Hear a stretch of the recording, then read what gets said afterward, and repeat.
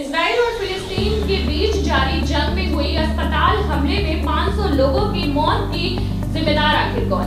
जी हां, हम बात कर रहे हैं इजराइल और फिलिस्तीन के बीच हो रही जंग की, जहां पर निर्दोष लोगों के ऊपर बम बरसाए गए और 500 लोगों की रिपोर्ट आ रही है मरने की। इजराइल फिलिस्तीन वॉर के बीच हमास के हमले के बाद जंग में एक बड़ी तबाही का मंजर सामने आया है।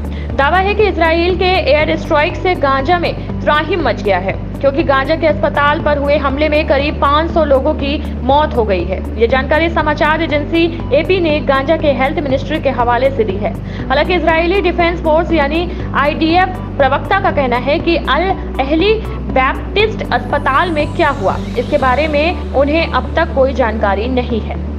समाचार एजेंसी एपी के मुताबिक गाजा के स्वास्थ्य मंत्रालय ने गाजा की सिटी के एक अस्पताल पर इजराइल के एक हवाई हमले में कम से कम 500 लोगों की मौत हो गई।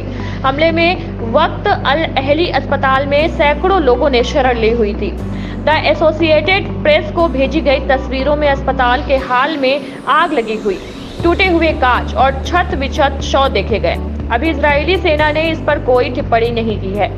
इससे पहले फिलिस्तीनी स्वास्थ्य मंत्रालय ने बताया था कि 7 अक्टूबर से लेकर अब तक गाजा में इजरायली हमले में 3000 से अधिक लोगों की मौत हो चुकी है, जबकि 12,500 लोग घायल हो चुके हैं। मंत्रालय ने कहा कि इसी अवधि के दौरान वेस्ट बैंक में 61 फिलिस्तीनी भी मारे गए हैं, जबकि 1250 घायल हैं।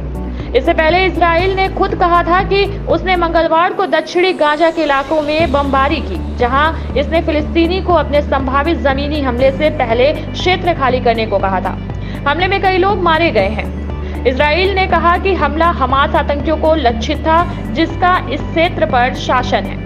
बता दें कि पिछले हफ्ते इजराइल पर किए गए बर्बर हमले के बाद से गाजा में पानी, ईंधन, खाद्यान्नों की आपूर्ति नहीं की जा रही है।